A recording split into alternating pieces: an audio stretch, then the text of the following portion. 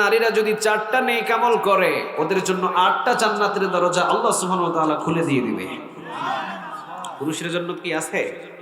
কথা কন না, এই হাদিসটা কি পুরুষের জন্য আছে? নাই। নারীদের সম্মান নারীদের কাছে, পুরুষের সম্মান পুরুষের কাছে। তুমি পারবা না কেন? তুমি সমান অধিকারের জন্য মিছিল মিটিং করেছো, আলেম ওলামাদের বিরুদ্ধে তুমি দাঁড়িয়েছো, তুমি পারবা না কেন? এটা কখনো সম্ভব নয়। তো সম্ভব না হলে তোমাকে নাকে খত দিয়ে মেনে নিতে হবে। আল্লাহ সুবহানাহু ওয়া তাআলা যেটা বলেছেন, ছেলেরা পাবে 2 ভাগ আর মেয়েরা পাবে কয় ভাগ? আরো জোরে বলেন, কয় ভাগ? ছেলে আর মেয়ে কখনো এক হতে পারে? আরো জোরে বলেন, পারে? তাহলে কোরআন মানতে হলে মানতে হবে কত আনা? সবাই বলেন কত আনা? 16 আনা। সহজগুলো মানবেন, কঠিনগুলো মানবেন না। এই ইমান দিয়ে কি জান্নাতে যাওয়া যাবে? কথা বলেন, জান্নাতে যাওয়া যাবে? দেবী বলছে, আরে টেনশন কইরো না মিয়া, তুমি রাখছিলা উপরে প্রস্রাবটা ভেঙে যাওয়ার পরে দিয়ে আমারটা ঢোকে দিছে। রিপোর্ট তোমারটা আসে নাই, রিপোর্ট আমারটা আসছে। এরপরে সে শুকরিয়া আদায় করতেছে কার? আরো জোরে বলেন, কার? কোরআন যেটা বলে ওইটাই রাইট। আপনি নিজের মন গড়া দিয়ে যদি একটা আইন বানান, আপনি ভুল, কোরআন ভুল না। ঠিক না বে ঠিক? কোরআন 1400 বছর আগে নাজিল করেছে, যার ভিতরে কোনো ভুল? কথা বলেন, ভুল? যালিকাল কিতাবু লা রাইবা ফীহি হুদাল লিল মুত্তাকিন। বরং এই কিতাবটা এমন একটা কিতাব, ইন্নাহু লাকুরআনুন কারীম ফি কিতাবিম মাকনুন লা ইয়ামাসসুহু ইল্লাল মুতাহহারুন। সূরা ওয়াকিয়াতে বলেছেন, কোরআন এমন একটা কিতাব, এমন একটা সম্মানিত কিতাব, যে কোরআনটাকে ট্রাস্ট করবে তার সম্মান আর মর্যাদা বাড়িয়ে দিবেন তিনি কে? আচ্ছা, আপনাদের এলাকায় কাঠের চৌকি আছে না? কাঠের সোফা আছে না? ঘরে আছে? প্রতিদিন ঘুমায়, প্রতিদিন শয়, লাথি লাগে, সালাম করছে কোনোদিন? কথা বলেন, সালাম আছে? ঘরের ভিতরে 30 টাকা দামের একটা রেহেল, ওই রেহেলের উপরে দেখবেন কোরআনটা রাখে। ভুল ভালে যদি লাথি লাগে কি করে? কথা বলেন, কি করে? সালাম করে। কেন এই 30 টাকা দামের কাঠে এত সালাম কেন? বুঝতে হবে 24 ঘন্টা কোরআন থাকার কারণে তার সম্মান আর মর্যাদা বাড়িয়ে দিয়েছেন তিনি কে? আমি আর আপনিও যদি এই কোরআনটাকে বুকে নিয়ে আজ থেকে মানার চেষ্টা করি, আমাদের সম্মান বাড়বে না কমবে? সবাই বলেন, সম্মান বাড়বে নাকি কমবে? বাড়বে। আসুন আমরা বেশি দেরি করব না, আল্লাহ সুবহানাহু ওয়া তাআলার কিতাব থেকে অল্প সময় কিছু কথা বলার চেষ্টা করি। রাত যেহেতু অনেক হয়েছে। পৃথিবীর, মনে রাখবেন, পৃথিবীর যেই দলে বাধা বেশি মনে করবেন ওই দলটা হলো হকের দল। ঠিক না ভাই? ঠিক। যেই কিতাবে বাধা বেশি ওই কিতাবটা হলো হকের কিতাব। পৃথিবীর কোনো কিতাবের বিরোধিতা নাই। একটা কিতাবের 1400 বছর ধরে বিরোধিতা চলছে, সেটাই হলো 30 পারা কোরআন। চিৎকার দিয়ে বলো ঠিক কিনা? অনেকে চায় এই কোরআনটাকে দমিয়ে রাখতে, কোরআনটাকে সরিয়ে দিতে। পারবে? কথা বলেন, পারবে? কিয়ামত পর্যন্ত এই কোরআনটা হেফাজতের দায়িত্ব নিয়েছেন তিনি কে? ইন্না নাহনু নাযালনা যিকরা ওয়া ইন্না লাহু লাহাফিজুন। এই কোরআন নাজিল করেছি আমি, হেফাজতের দায়িত্বটা কার? I have sent down the Quran and I will take care of it. এটা আমি হেফাজত করব, এটা আমি নাজিল করেছি। পৃথিবীর কোনো মানুষের কাছে এটা হেফাজতের দায়িত্ব আমি দিই নাই। সুবহানাল্লাহ বলেন। ওই যে নকুল কুমার একজন হিন্দু মানুষ হয়ে কোরআনের এমন একটা গান লিখেছে কোরআনের পক্ষে, যে একটা আয়াতের সাথে মিলে গেছে। সুবহানাল্লাহ বলেন। যদি আগুন লেগে ধ্বংস হয়ে যায়,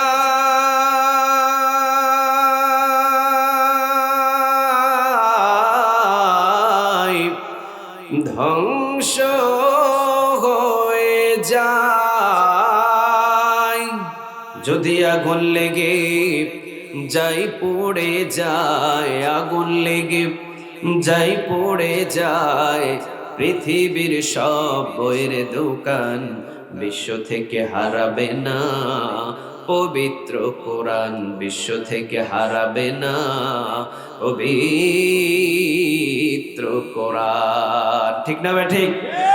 সব কিতাব হারিয়ে যাবে, ফুরিয়ে যাবে, জ্বালিয়ে দিবে, কিন্তু কোরআনটা জ্বালিয়ে দিয়ে কি শেষ করা যাবে? কথা বলেন, শেষ করা যাবে? লা তুহাররিক বিহি লিসানাকা লিতাআজালা বিহি ইন্না আলাইনা জামাআহু ওয়া কুরআনাহু ফাইযা ক্বরানাহু ফাত্তাবি' কুরআনাহু। কতটা কার? আরো জোরে বলেন, কার? ও নবী, আপনি এত টেনশন ফিল করেন কেন? আপনি খাইতে, আপনি ঘুমাইতে, আপনি উঠতে, আপনি বসতে কোরআন মুখস্থ করার জন্য এত পেরেশান কেন? আরে আমি আল্লাহ সুবহানাহু ওয়া তাআলা নাজিল করি আপনার সিনার ভিতরে, আমি কোরআনটাকে জমায়া দিব। সুবহানাল্লাহ বলেন। এই যে 30 পারা কোরআন তিনটা ছাত্র সিনার ভিতরে ঢোকে দিয়েছেন, তিনি কে? আরো জোরে বলেন, তিনি কে? ইংরেজরা বুদ্ধি করেছিল যে কাগজের কোরআনগুলো ওরা জ্বালিয়ে দিবে, এক সময় দেখা যাবে যে মুসলিমরা কোনো কফি আর কোনো দোকানে খুঁজে পাবে না।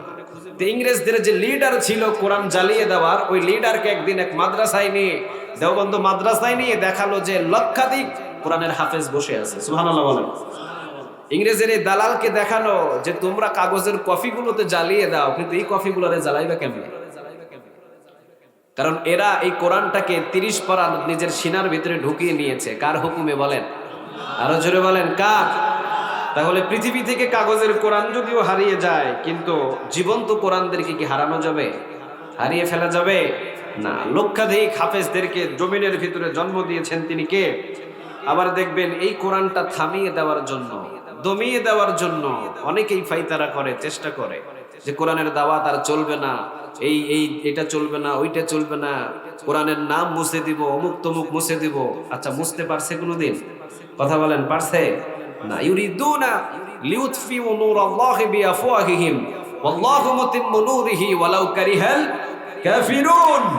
আল্লাহ বলছেন শত শত কাফেরগুলো চেষ্টা করবে ফু দিয়ে কোরআনের আলো নিভাতে, আর আমি আল্লাহ সুবহানাহু ওয়া তাআলা দিনে দিনে কোরআনের আলোটাকে ছড়িয়ে দেব।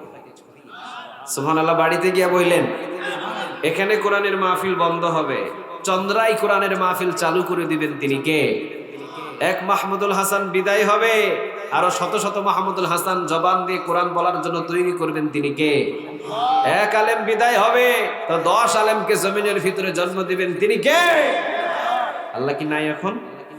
কথা বলেন, নাই? আল্লাহ মনে কানে কম শুনে না? আপনাদের আওয়াজে মনে হয় আল্লাহ কি কানে কম শুনে? আল্লাহ কি আগের মতোই আছে?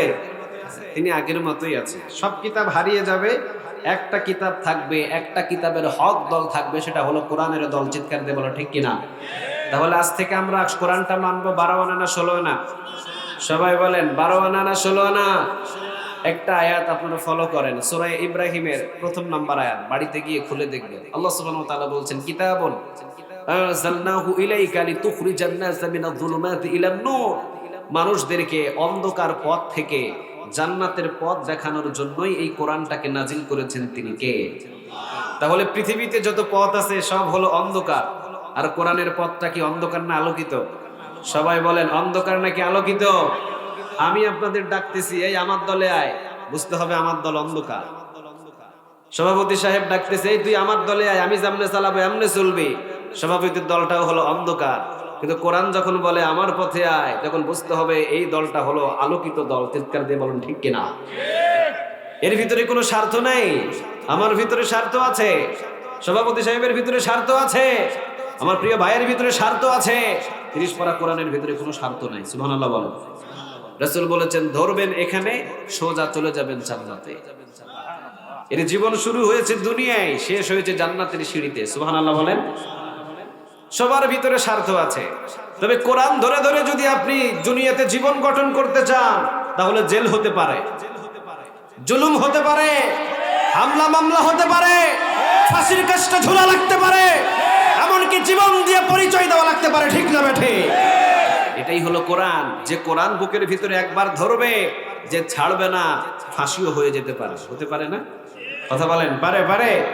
ইমাম আবু হানিফার নাম শুনছেন আপনারা? ওনার লাশটা কোথায় থেকে বাইর হয়েছিল বলেন? কোথায় থেকে? আহা, কত বড় একজন ইমাম ছিলেন তিনি। আল্লাহ তার কবরটা জান্নাতের বাগান বানাক, আমরা বলি আমিন। আরো জোরে চিৎকারে দিয়ে বলেন আমিন। এখনো তো পরীক্ষা দিচ্ছে অনেক আলেম, নাই? কথা বলেন, নাই?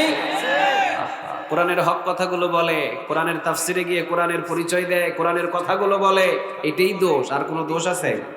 মানুষ খুন করছে, ডাকাতি করছে, মিথ্যা কথা বলছে না, কারোর সাথে সম্পর্ক নাই তাদের। সম্পর্ক ছিল 30 পারা কোরআনের সাথে। ঠিক না বেঠিক? এই জন্য এই কোরআন যখন আপনি মানবেন, অনেক বিপদ আসতে পারে। কে বলছেন? ইন্নাল্লাযীনা ক্বালু রাব্বুনাল্লাহ, যারা আমি আল্লাহ সুবহানাহু ওয়া তাআলাকে রব হিসেবে মেনে নেই, সুম্মা ইসতাকামু, ইস্তিকামত থাকে, অটল থাকে। রব হিসেবে আমরা কারে মানছি? আরো জোরে বলেন, কারে? আল্লাহকে। সুম্মা ইসতাকামু, অটল থাকার কথা বলেছেন, তিনি কে? বেলাল রাদিয়াল্লাহু তাআলা আনহু কার নাম নিলেন? সবাই বলেন কার? লা ইলাহা ইল্লাল্লাহু মুহাম্মাদুর রাসূলুল্লাহ জিহ্বার ভিতরে জ্বলন্ত কয়লা ঢেলে দিলেন, জিহ্বাটা বাবলা গাছের কাঁটা দিয়ে ছিদ্র করলেন, নাক ছিদ্র করে রশি লাগিয়ে দিলেন। বেলাল রাদিয়াল্লাহু তাআলা আনহুকে জিজ্ঞাসা করে, বল এবার তোর রবকে, কার নাম দিছে? কথা বলেন কার? তাহলে আল্লাহ বললেন, ইন্নাল্লাযীনা ক্বালু রাব্বুনাল্লাহ, যারা আমি আল্লাহ রাব্বুল আলামিনকে রব হিসেবে মেনে নেয়, সুম্মাস্তাকামু, যারা অটল থাকে, তাতানাজ্জালু আলাইহিমুল মালায়েকা, তাদের কাছে আমি জান্নাতের ফেরেশতা পাঠিয়ে দিই। সুবহানাল্লাহ। বাড়িতে গিয়ে বললেন, তাহলে যারা জেলখানায় তারা কাকে রব হিসেবে মেনেছে? এখনো কি আছে? সুম্মাস্তাকামু, এখনো কি আছে বলেন? সুম্মাস্তাকামু, এখনো ইস্তিকামত, এখনো স্ট্রেট ফরওয়ার্ড। আরে জেল দিয়েছে, জুলুম করেছে, রিমান্ডে নিয়েছে, ফাঁসির মঞ্চে ওঠা পর্যন্ত তাদেরকে সুম্মাস্তাকামু দেখা যাবে। চিৎকার দিয়ে বলো ঠিক কিনা? 10 বছর, 12 বছর, 13 বছর জেল খেটে খেটে জীবন দেয় নাই? ইতিহাসে উঠে গেছে না? জীবন দিয়ে দিয়েছে। আহা, এখনো তো কত আলেম, এখনো সুম্মাস্তাকামু। আলহামদুলিল্লাহ বলেন। কারো কাছে মাথা নত করে নাই। আল্লাহ বলছেন, ইন্নাল্লাযীনা ক্বালু রাব্বুনাল্লাহ, যারা আমি আল্লাহকে রব হিসাবে একবার মেনে নেয় আর সুম্মাস্তাকামু, হামলা মামলা বিপদ আসলে ইস্তিকামত থাকে, অটল থাকে, স্টেট ফরওয়ার্ড থাকে, মৃত্যুর আগে তাতানাজ্জালু আলাইহিমুল মালায়েকা, তাদের মাথার কাছে আমি জান্নাতের ফেরেশতা পাঠিয়ে দিব। 3টা সুসংবাদ দিয়ে। জুড়ে বলেন কয়টা? সবাই বলেন কয়টা? নাম্বার 1, আল্লাহ তাখাফু, জান্নাতের ফেরেশতারা বলে তোমার কোনো ভয় নাই। কিসের ভয়? কবরের ভয় না, হাসরের ভয় না, কিয়ামতের ময়দানে হিসাবের ভয় না, কোনো ভয় নাই। আল্লাহ তাখাফু, আল্লাহ বলেছেন তোমার কোনো ভয় নাই। সুবহানাল্লাহ বলেন। ওয়ালা তাহজানু, তোমার কোনো চিন্তা নেই। তুমি কিসের চিন্তা করো? কোন দিকের চিন্তা করো? আল্লাহ বলেছেন তোমার কোনো চিন্তা নেই। ওয়া আবশিরু বিল জান্নাহ, কোন মুফাসসির বলেন জান্নাতের একটা ভিডিও নিয়ে তার চোখের সামনে দেখিয়ে বলবে যে মৃত্যুর পর তুই এই জান্নাতের ভিতরে অবস্থান করবি। ইন দ্য মিন টাইম একটা মুস্কি হাসি দেয়, মুস্কি হাসির ভিতরে জীবনটা নিয়ে যায়। তিনি কে? আরো জোরে বলেন, তিনি কে? তাহলে আল্লাহর পথে যদি আমরা অটল থাকি, আমাদের সুসংবাদ কে দেয়? আরো জোরে বলেন, কে দেয়? এই দুনিয়া আমার আসল ঠিকানা নয়। আসছি দুনিয়াতে, কে পাঠাইছেন? আবার যাব কার কাছে?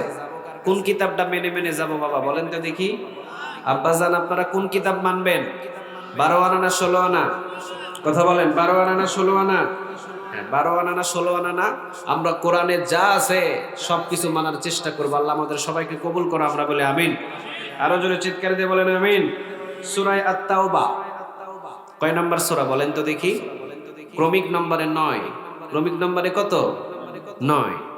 সূরা আত-তাওবার 112 নম্বর আয়াতে আল্লাহ সুবহানাহু ওয়া তাআলা মুমিনদের কিছু কোয়ালিটি সম্পর্কে কথা তুলে ধরেছেন আর বলেছেন, এরা যদি এই কোয়ালিটিগুলো মানে তাদেরকে জান্নাতের সুসংবাদ শুনিয়ে দাও।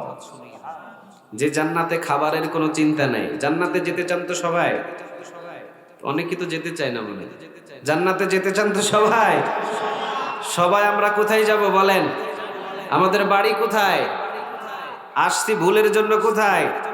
বাপ ভুল করছে এই জন্য কোথায় আসছি? আচ্ছা যাক, আবার যাব কোথায়? জান্নাতে। সবাই রাজি আছেন তো? আল্লাহ রাব্বুল আলামিন বলছেন প্রথম নম্বরে আত-তাইবুনা, আমার মুমিন বান্দাদের প্রথম নম্বর কোয়ালিটি হলো আমার মুমিনরা গুনাহ করবে ঠিক, কিন্তু তাওবা করবে কার কাছে? আরো জোরে বলেন, কার কাছে? আচ্ছা গুনাহ নাই এমন কোন মানুষ আছে এখানে? কথা বলেন, মানুষ আছে? আমাদের সবার গুনাহ আছে না? কম আছে না হে বেশি আছে, কিন্তু গুনাহ তো আছে।